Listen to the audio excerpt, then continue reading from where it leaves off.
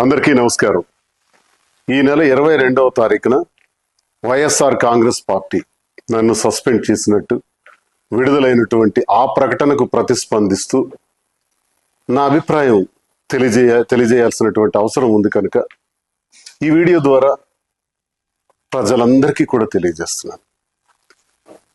YSR Congress party గురించి మాట్లాడే ముందుగా జగన్మోహన్ రెడ్డి గారు నాకు ఈ స్థాయిని, ఈ గౌరవాన్ని, ఈ హోదాను ఇచ్చినటువంటి జగన్మోహన్ రెడ్డి గారికి నా ధన్యవాదాలు నేను తెలియజేస్తున్నాను. మరి ఈరోజు పార్టీ కోసం చాలా కష్టపడి పనిచేశాను, గొంతై మాట్లాడాను, గట్టిగా ప్రతిపక్షాల మీద విరుచుకుపడ్డాను.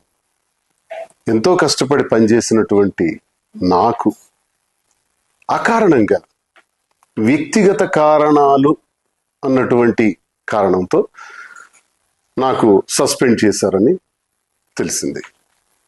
అయితే ఇందుకు నేను పార్టీ నాకు అందించినటువంటి సహకారం, రాజశేఖర్ రెడ్డి గారితో అడుగులు వేసిన నేను, జగన్మోహన్ రెడ్డి గారితో నడుస్తున్న నేను, నా హృదయంలో జగన్మోహన్ రెడ్డి గారు ఇప్పుడు కూడా చిరస్మరణీయం.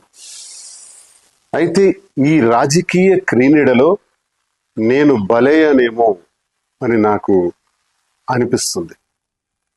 అయితే నేటికి 25 సంవత్సరాలుగా ప్రజా జీవితంలో ఉన్నటువంటి నేను, ప్రజాసేవనే పరమావధిగా భావించిన నేను ఎప్పుడూ పార్టీకి ద్రోహం చేయలేదు, అవినీతి చేయలేదు, లంచాలు తీసుకోలేదు, అధికార దుర్వినియోగం చేయలేదు, భూ కబ్జాలు చేయలేదు.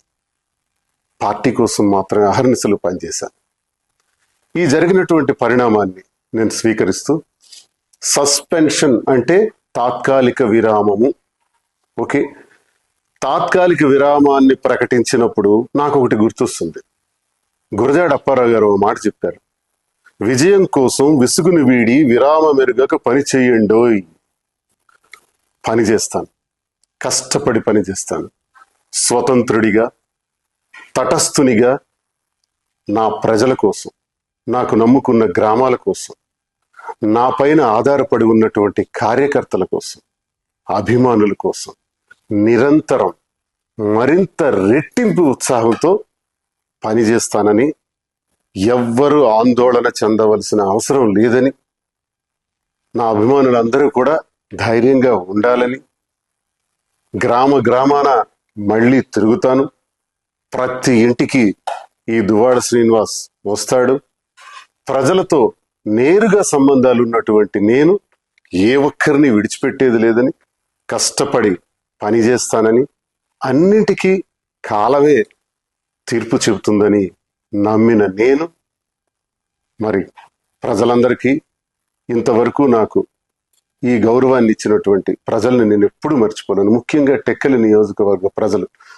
వారి పాదాలకు నా సాష్టాంగ ప్రణామాలు చేస్తూ, నా ఊపిరి ఉన్నంత వరకు మీ సేవలో నిమగ్నమై ఉంటానని, నా అవసరం ఎక్కడ ఉంటే అక్కడ నేను ప్రత్యక్షంగా ప్రతి ఒక్కరికి ఉపయోగపడేందుకు కృషి చేస్తానని తెలియజేస్తూ, మరి ఇంతవరకు అవకాశాన్ని ఇచ్చినటువంటి వైఎస్ఆర్ కాంగ్రెస్ పార్టీ అధినేత జగన్మోహన్ రెడ్డి గారికి నా హృదయపూర్వక నమస్కారం.